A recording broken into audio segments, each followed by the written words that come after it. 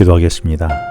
하나님 아버지, 이 아침에 제게 들려주시는 음성을 듣고 하루를 살아가기 위하여 제게 주신 성경 말씀을 펼쳐 주의 음성을 듣겠습니다.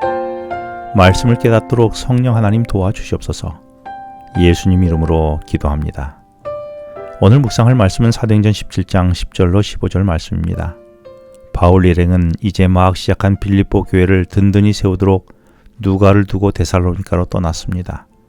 그런데 바울과 실라는 빌립보에서 매맞고 옷도 찢기고 몸도 성치 않은데 서쪽으로 160km를 행진하여 데살로니가에 이르게 되었지요.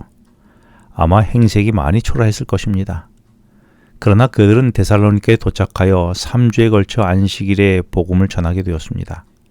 그랬더니 헬라의 귀부인들이 말씀을 듣고 바울과 실라를 따라 그들이 믿는 신앙을 따라갔다라고 했습니다. 이들의 신앙을 따라간다는 것은 바울의 모습만 봐도 무엇인지 잘 알 수 있었을 것입니다. 사실 바울 일행을 보호했다는 이유로 야손은 그의 집이 수색을 당하고 자신은 고소를 받아 읍장 앞에 끌려 나오는 수모를 겪어야 했습니다.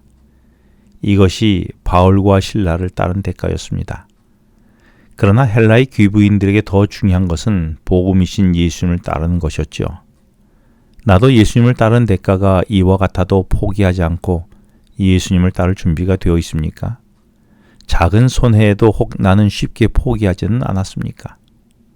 이어지는 10절 말씀에서 밤에 형제들이 곧 바울과 실라를 베레아로 보내었다라고 했습니다.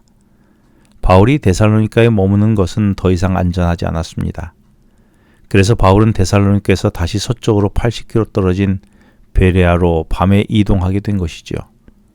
바울은 몹시 피곤하고 지쳤을 것입니다. 그런데 바울이 베레아에 도착하자마자 어떻게 했을까요? 10절 하단에 바울은 회당을 찾습니다. 그리고 말씀을 전합니다. 그랬더니 그들의 반응에 대해 11절에서 간절한 마음으로 말씀을 받고 이것이 그러한가 하여 날마다 성경을 상고했다라고 기록합니다. 거기에서도 말씀을 간절히 사모하여 믿는 헬라의 귀부인과 남자가 적지 않았다고 12절에서 말씀하지요. 베레아 사람들은 일찍이 말씀을 간절히 사모하고 있었습니다. 그런 그들에게 전해진 복음은 너무나 소중한 것이었죠. 만일 바울이 피곤하고 말씀 전하는 것이 위험하다며 말씀을 전하지 않았다면 이처럼 말씀을 간절히 사모하던 베레아 사람들은 어떻게 되었을까요? 그래서 바울은 디모데후서 4장 2절에 때를 얻든지 못 얻든지 너는 말씀을 전파하기를 힘쓰라고 하신 것이 아니겠습니까? 나는 말씀을 전하고 나눈 일에 어떤 부담이 있습니까? 근데 그 부담은 바울이 가졌던 부담과 비교하면 별것 아니지 않을까요? 어쩌면 그것은 부담을 짚지 않은 나의 핑계에 불과한 것은 아닐까요?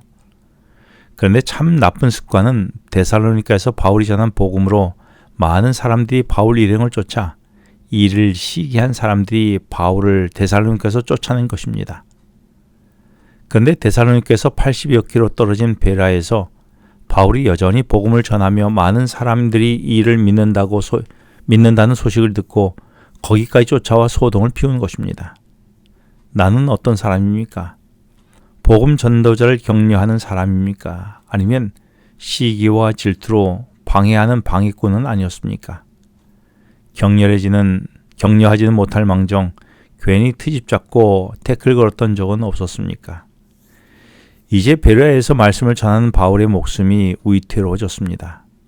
그래서 형제들이 바울만 베레아에서 남쪽으로 항구가 있는 안전한 바다 해변가로 바울을 피신하도록 했죠. 그리고 여기서 배를 태워 남쪽 320km 떨어진 아덴으로 배를 보내게 됩니다. 이곳은 오늘날 그리스의 수도인 아테네라고 불리는 곳입니다. 바울은 위기를 피해 홀로 아덴까지 오게 된 것입니다. 하지만 바울은 아직 덜 성숙한 베레아 사람들을 위해서 그들이 말씀 위에 굳게 서도록 상대적으로 덜 위험했던 실라와 디모데를 말씀을 간절히 사모하는 베레아 사람들을 위해 남겨놓고 떠나오게 되지요. 생각해보면 베레아에 남겨놓은 디모데나 전에 빌립보에 남겨놓고 온 누가나 신앙의 연수가 그리 오래된 사람들은 아니었습니다. 디모데는 바울이 1차 선교여행 때에 루스드라에서 바울이 복음을 전하면서 그리스도인이 된 사람이고, 누가는 2차 선교행에서 마게도냐를 건너오기 전 드로아에서 복음을 받아들인 헬라인이었습니다. 그래서 그들의 신앙 연수도 그리 길지 않았던 것이죠.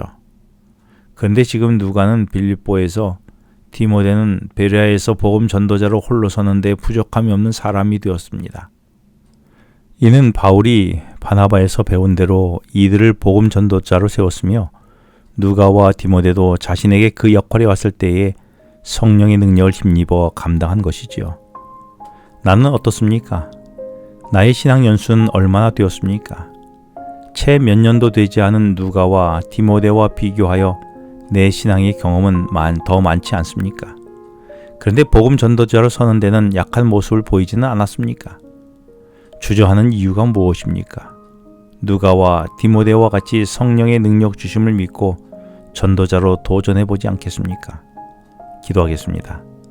하나님 아버지, 저로 복음 전도자로 오늘을 살게 해 주시고 이를 피하지 않고 성령으로 감당하게 하여 주시옵소서. 예수님 이름으로 기도합니다. 지금은 개인 기도 시간입니다. 오늘 주신 말씀을 묵상하면서 주어진 기도 제목과 개인 기도 제목을 놓고 기도하시겠습니다.